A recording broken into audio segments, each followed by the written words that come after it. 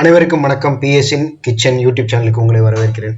இன்னைக்கு நம்ம சுரக்காய் வச்சு டேஸ்ட்டாக ஒரு கூட்டு பண்ண போகிறோம், எல்லாரும் விரும்பி சாப்பிட்ற மாதிரி. அதுக்கு நம்ம முந்தின நாளே ஒரு 100 கிராம் பச்சை பட்டாணியை ஊற வச்சுருக்கோம். அதை முதல்ல குக்கரில் போட்டு வேக வச்சுப்போம். அதுக்கப்புறமா சுரைக்காய் 2 தக்காளி எடுத்துக்கோங்க. தேவையான அளவு சுரைக்காய் எடுத்துக்கோங்க.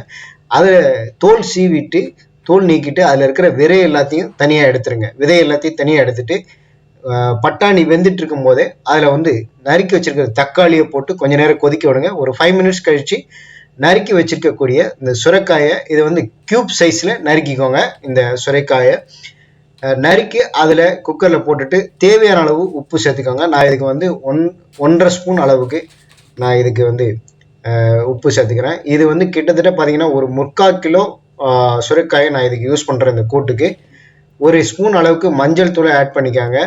இப்போ நல்ல கிளறி விட்டுட்டு நீங்கள் குக்கரை மூடி வச்சுருங்க. ஒரு 5-6 விசில் பரவாயில்ல விட்டு ரிலீஸ் பண்ணி எடுத்துக்கோங்க. இந்த மீன் டைம் நம்ம ஒரு அரை மூடி தேங்காய் எடுத்துக்கிறோம்.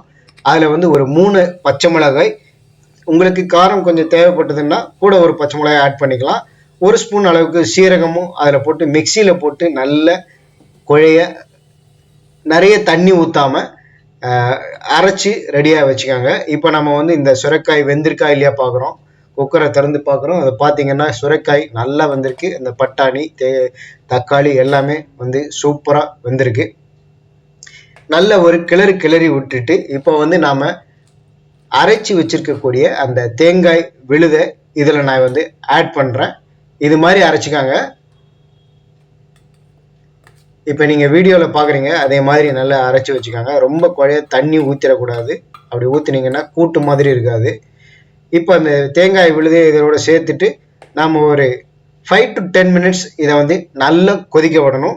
இதில் இருக்கிற காரம் இதெல்லாம் அதில் ஆட் ஆகணும். கொஞ்சம் பெருங்காயத்தூள் கொஞ்சம் கூடுதலாக சேர்த்துக்கோங்க. நல்ல வாசனையாகவும் டேஸ்ட்டாகவும் இருக்கும் இந்த கூட்டு. ஒரு 10 நிமிஷம் நல்லா கொதிக்க விட்டீங்க அப்படின்னா இந்த கூட்டு சாப்பிட்றதுக்கு தயாராகிடும். கடைசியாக நம்ம பண்ணக்கூடிய ஒரு வேலை என்னன்னு கேட்டிங்கன்னா, கடுகு, உளுத்தம்பருப்பு, கடலைப்பருப்பு, கருவேப்பிலை போட்டு தாளிச்சு கொட்டணும். தேவைப்பட்டால் ஒரே ஒரு வரமிளகாயும் அதனோட கிள்ளி போட்டு நல்லா தாளித்து கொட்டிட்டிங்கன்னா இந்த கூட்டு சாப்பிட்றதுக்கு தயாராகிடும். சுரைக்காய் கூட்டு, தேங்காய் கூட்டு செம டேஸ்ட்டாக இருக்கும். இதில் நீங்கள் பட்டாணிக்கு பதிலாக பாசிப்பருப்பு கூட ஆட் பண்ணி இந்த கூட்டு செய்யலாம். செம டேஸ்ட்டாக இருக்கும். வீட்டில் இருக்கிறவங்க வெறுமனையே சாப்பிடுவாங்க. சாம்பார் சாதம், வத்த குழம்பு சாதம் எதுக்காக இருந்தாலும் இதை நம்ம சைட் டிஷ்ஷாக எடுத்துக்கலாம். அதே நேரத்தில் பார்த்தீங்கன்னா நிறைய பேர் இந்த கூட்டு பிடிக்கிறவங்க இதை வெறுமனையே கூட்டில் சாதம் போட்டு சாப்பிடுவாங்க. இதே மாதிரி நீங்களும் செய்து பார்த்து நம்ம வீடியோ பதிவுகளை உங்களுடைய கமெண்ட்டுகளை தெரிவிங்க. மறக்காமல் நம்ம பிஎஸ்இன் கிச்சன் யூடியூப் சேனலுக்கு சப்ஸ்கிரைப் பண்ணி ஆதரவு கொடுங்க. அப்புறம் வீடியோ பிடிச்சிருந்தனா லைக் பண்ணுங்கள், எல்லாருக்கும் ஷேர் பண்ணுங்கள். நன்றி. அடுத்த ஒரு வீடியோ பதிவில் உங்களை சந்திக்கிறேன். நன்றி.